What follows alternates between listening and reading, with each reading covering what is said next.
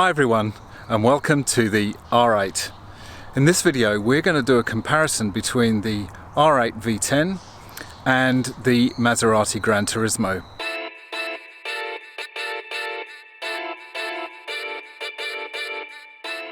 Now, I've been fortunate enough to own both of these cars, and although they are quite different in their character, I think it would be useful to do a comparison, go through the various features of the cars, look at their strengths and weaknesses, and do a comparison of these two amazing cars.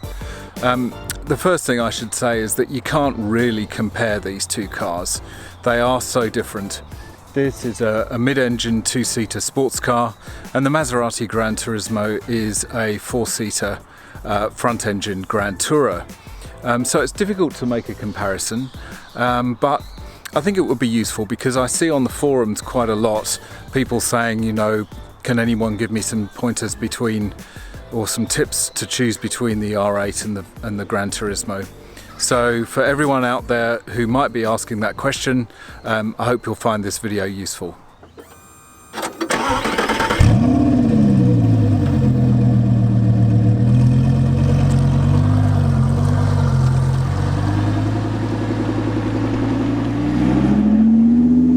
So in this video we're going to go through a number of different areas of the cars and look at the similarities and differences in each. So we're going to look at the design and styling, the engine and drivetrain, the suspension, interior, equipment, and then we're going to look at a comparison in the driving experience.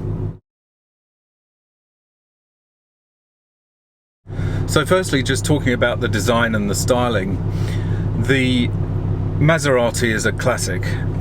Introduced in the mid-2000s, the GranTurismo really is one of the most beautiful cars ever designed. It looks great from every angle. It has aged beautifully over the intervening 11-12 years or so since it first came out. And it is a beautiful example of iconic Italian design. The Audi, on the other hand, is very futuristic, very striking, extraordinarily bold in its design elements, like the side blades, the glass engine cover really does make it look like it has descended from space. When it first came out in the mid-2000s, it was absolutely drop-dead amazing and futuristic for its time. Still looks great now.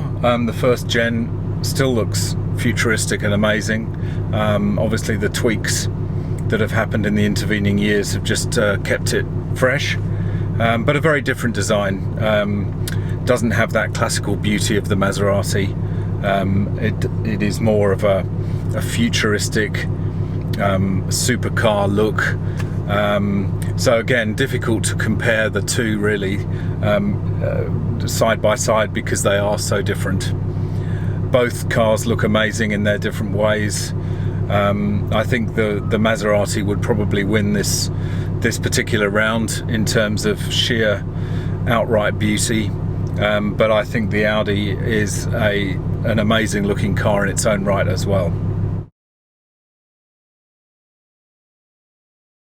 So in terms of the engines, these two cars are actually pretty similar. They both use an engine from another manufacturer, which they've adapted for their own use. In terms of the Maserati, it uses a Ferrari-derived naturally aspirated 4.7 litre V8, which is a wonderful engine. And the Audi R8 uses a Lamborghini-inspired naturally aspirated 5.2 litre V10. So both the Audi and the Maserati are essentially borrowing engines from other manufacturers. Nothing wrong with that, especially when the manufacturers in question are Ferrari and Lamborghini. The V8 in the Maserati is a beautiful engine. It's smooth. It makes one of the most gorgeous noises in any car on the planet.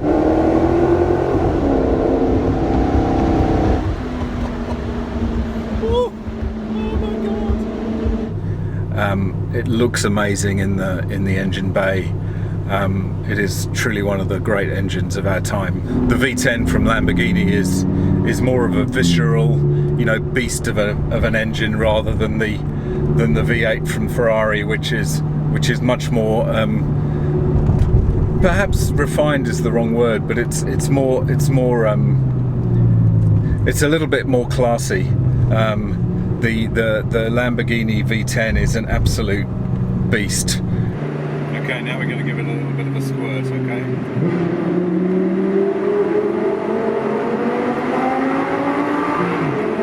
Oh, wow, that is mental. So, again, similarities and differences. In terms of transmission and drivetrain, again, similarities here. Both cars use a robotized manual, 6-speed robotized manual, which has a single clutch, and they may even share similar parts, but the essential characteristic of both the gearboxes is the same, and it's one that I like, and I will be addressing this in a future video. Both of these cars essentially have all the benefits of a manual transmission, but also have the advantage of having an automated system for changing those gears and doing it far better and far faster than you can with a clutch and a manual gear shift. In terms of the drivetrain, the Maserati uses a traditional rear-wheel drive, front engine rear-wheel drive layout, and but it does have the gearbox mounted transversely at the rear, so that improves weight distribution considerably.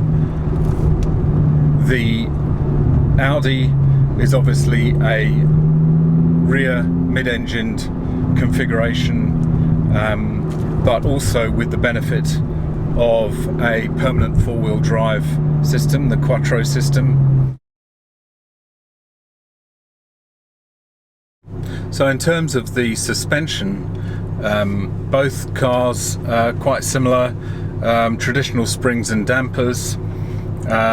In the Maserati GranTurismo, the particular model I had was fitted with fixed rate dampers. That was, I think, something that was fitted to the sport version of the car. The regular version had the adjustable dampers, which were called the Skyhook suspension system. The Audi R8 has the adjustable dampers, so it has two settings, has comfort and sport. As I've mentioned in previous videos, that actually makes quite a noticeable difference to the ride quality. So when you're in, you know, poodling around town and just driving on normal roads, the comfort mode is actually pretty smooth and quite soft, which is good. But if you do want that extra edge for use on the track or a bit more aggressive driving, then you can firm up the suspension by pressing the suspension button.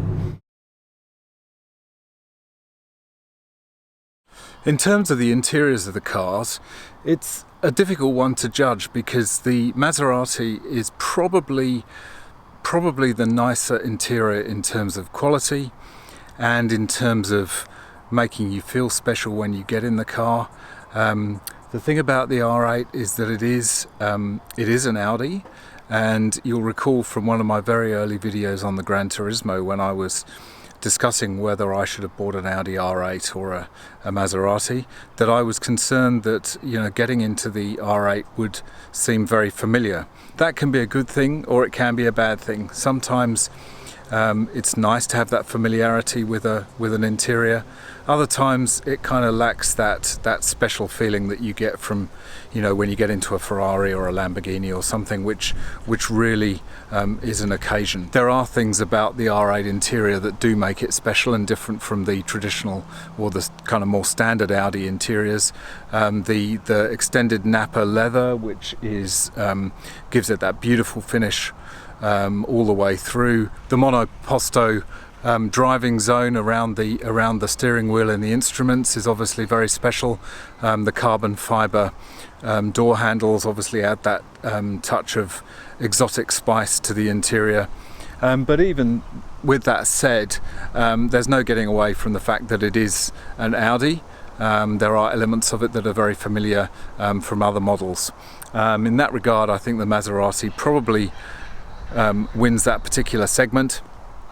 One of the drawbacks on the Maserati is, however, the quality of the equipment, which is a little bit basic. I think Audi's infotainment system, although this is quite an earlier generation, is still superior to the Maserati. So it's a bit of a toss-up. Horses for courses in this particular round. So in terms of the driving experience, the comparison between the Maserati and the Audi is quite significant, and the differences are quite significant. The Maserati is very much designed as a GranTurismo, a Grand Tourer for long runs across Europe, continental travel, long distances with comfort and a reasonable amount of luggage space, and for 4 people. So it is an extremely luxurious car inside. The ride comfort is very good. The general driving experience is extremely relaxed. You could easily drive for many hours without it becoming a tiring experience. It's a beautiful car for those long journeys. The Audi is a very different beast. It's more visceral, it's more intense, it's more aggressive in terms of its design. It's more of a sports car. It very much has an edge to it which I think might get tiring on a long journey. That said, it does have the adjustable dampers, which means that the ride can be very comfortable, although there is more intrusive cabin noise at normal driving speeds, and I think there might be a little bit more fatigue from driving this on a long journey.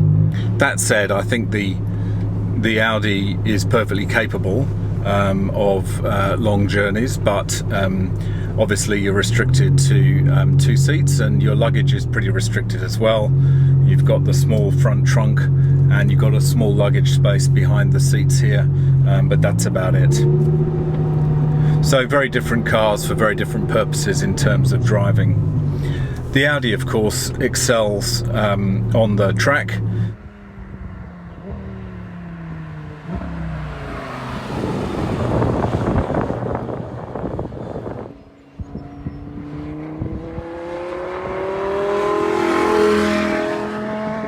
And in more spirited driving, it really does come into its own.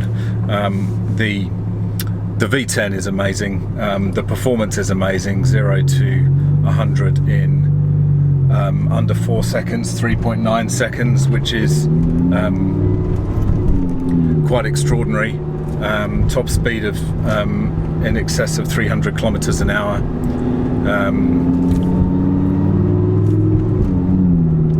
And it's a much more full-on sports car experience than the GranTurismo. In terms of track performance, the Maserati is a little bit less competent. One of the big advantages of the Audi is the fact that it has the permanent Quattro four-wheel drive, which really does improve its performance on the track, and its grip is just astonishing. Both of these cars are amazing handling cars. It's just that the Audi with the four-wheel drive does have that edge, certainly, in grip and cornering ability. So thanks very much for watching. I hope you've enjoyed this comparison between the amazing Audi R8 V10 and also the amazing Maserati GranTurismo. Both very special cars, but very different in their individual ways. Difficult to make a real comparison between them because they are so different, but I hope you found this useful and interesting. If you did find it interesting, don't forget to give the like a click. Don't forget to subscribe and hit that notification bell. That really helps me make more videos. You can follow me on Instagram and Twitter at Maserati Guy 2017, and I look forward to seeing you in the next video.